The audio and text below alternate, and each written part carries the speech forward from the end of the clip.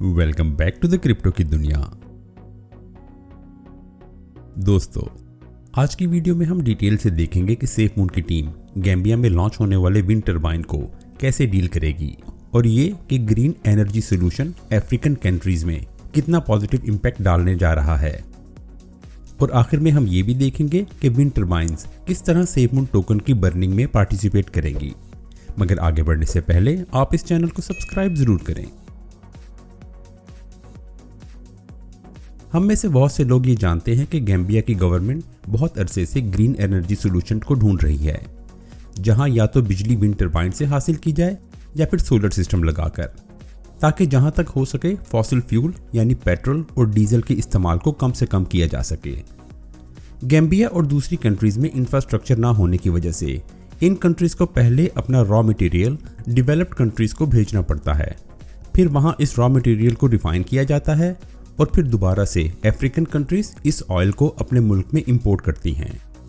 ये solution in poor countries के लिए बहुत ज़्यादा महंगा है और इसके बदले में ग्रीन सोल्यूशन ही बेस्ट सोल्यूशन है, जहां विंड मिल्स या सोलर सिस्टम लगाकर क्लीन एनर्जी हासिल की जा सकती है। और गैम्बियन गवर्नमेंट ने इस प्रोजेक्ट को 2018 में अप्रूव कर दिया था, जिस पर 2019 में काम भी शुरू हो गया। लेकिन इसकी प्रोग्रेस इतनी तेज़ नहीं थी जितनी उम्मीद की जा रही थी, और यकीनन इसकी वजह कंट्री में होने वाली करप्शन है। लेकिन सवाल ये पैदा होता है कि ब्लॉकचेन टेक्नोलॉजी इस प्रोजेक्ट में क्या रोल प्ले कर सकती है। ब्लॉकचेन टेक्नोलॉजी का सबसे स्ट्रॉन्ग पॉइंट ये है कि इसे किसी तरह भी चेंज नहीं किया जा सकता, यानी एक दफ़ा जो ब्लॉक में लिखा गया उसमें हम कुछ भी कर लें, कोई तब्दीली नहीं की जा सकती। और यही पॉइंट एनर्जी सर्टिफिकेट इशू करने के काम आएगा। पिछले टाइम में होने वाली तमाम कोशिशें इसलिए नाकाम हो गई कि इसमें करप्शन इन्वॉल्व थी और कोई भी बड़े आराम से डॉक्यूमेंट को चेंज कर सकता था। लेकिन इस दफ़ा जो भी सर्टिफिकेट ब्लॉकचेन में रजिस्टर हो जाएगा उसका बदलना नामुमकिन है। और इस ट्रांसपेरेंट सिस्टम की वजह से ग्रीन एनर्जी सोल्यूशन की इम्प्लीमेंटेशन भी तेज़ हो जाएगी। दूसरी सबसे अहम बात जो देखने वाली है वो ये कि हर मुल्क में सिर्फ एक ऐसी ही कंपनी होती है जो एनर्जी रिसोर्सेज को सप्लाई करती है, यानी कि मोनोपोली। ब्लॉकचेन टेक्नोलॉजी के आने से डिसेंट्रलाइजेशन का आइडिया भी सामने आएगा, यानी एक कंपनी के कंट्रोल से निकालकर प्राइवेट सेक्टर को भी इसमें इन्वॉल्व किया जाएगा। एनर्जी सेक्टर में चूंकि बहुत ज़्यादा पोटेंशियल पाया जाता है, इसीलिए प्राइवेट सेक्टर और बड़े बड़े इन्वेस्टर्स इसकी तरफ खींचे चले आएंगे। और इन्वेस्टर को जो चीज़ इंट्रैक्ट करती है वो है ट्रांसपेरेंसी, जो कि ब्लॉकचेन का मेन पॉइंट है। सेफमून की team right person at the right moment, यानी सेफमून की ब्लॉकचेन टेक्नोलॉजी गैम्बियन गवर्नमेंट के साथ मिलकर इस टेक्नोलॉजी को इंप्लीमेंट करने में मसरूफ है। सेफमून की टीम विंड मिल्स या दूसरे एनर्जी प्रोजेक्ट्स में ब्लॉकचेन टेक्नोलॉजी इंप्लीमेंट कर रही है। और फिर इस ब्लॉकचेन को सेफमून एक्सचेंज के साथ अगर हम मिलाकर देखें तो हमें सेफमून की टीम के तमाम स्ट्रेटजी बड़े आराम से समझ आ जाएगी। यानी इन्वेस्टर्स सेफमून एक्सचेंज को इस्तेमाल करते हुए इन्वेस्टमेंट करेंगे और कॉमन पीपल सेफमून वॉलेट को इस्तेमाल करेंगे, यानी बिजली के बिल की पेमेंट करने के लिए सेफमून वॉलेट को इस्तेमाल किया जाएगा। और फिर अगर हम ओवरऑल पिक्चर देखें तो ब्लॉकचेन टेक्नोलॉजी, सेफमून एक्सचेंज और सेफमून वॉलेट, ये कंप्लीट इकोसिस्टम सेफमून टोकन को नेक्स्ट लेवल पर ले जाएगा।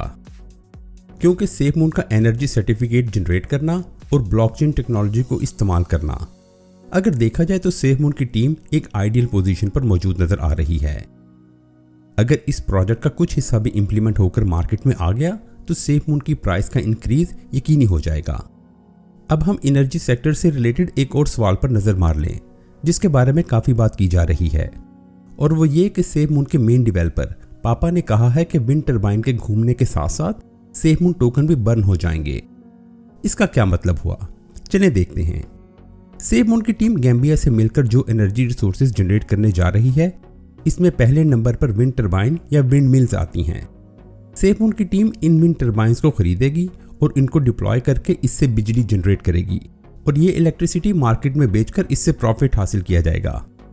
इस प्रॉफिट का बड़ा हिस्सा वापस इस प्रोजेक्ट में इन्वेस्ट कर दिया जाएगा और बाकी का हिस्सा लेट्स से 5 या 10% सेफमून टोकन खरीदकर इन्हें बर्न करने में इस्तेमाल किया जाएगा। अब जरा आप अंदाज़ा लगाएं कि अगर सिर्फ एक विंड टरबाइन हज़ारों डॉलर्स की बिजली जनरेट करती हो और हर टरबाइन के प्रॉफिट में से कुछ हिस्सा सेफमून टोकन के बर्निंग में इस्तेमाल किया जाए, तो सेफ मून की सर्कुलेशन सप्लाई में कितनी तेजी से कमी आएगी, और फिर आपके और मेरे वॉलेट में आने वाले रिफ्लेक्शन, आप इसका अंदाजा भी नहीं कर सकते। दोस्तों, मेरे ख्याल में सेफ मून की सक्सेस के लिए गैम्बिया का ग्रीन एनर्जी सोल्यूशन ही काफी है, जो इसकी प्राइस को यकीनन मून तक ले जाएगा। आप सेफ मून के गैम्बिया चैप्टर के बारे में क्या कहते हैं? अपने आइडियाज हमारे साथ जरूर शेयर करें। और अगर आपको मेरी ये कोशिश पसंद आई है तो इस वीडियो को लाइक करके इस चैनल को सब्सक्राइब जरूर करें। अब मैं आपसे मिलूंगा ऐसी ही एक और वीडियो के साथ।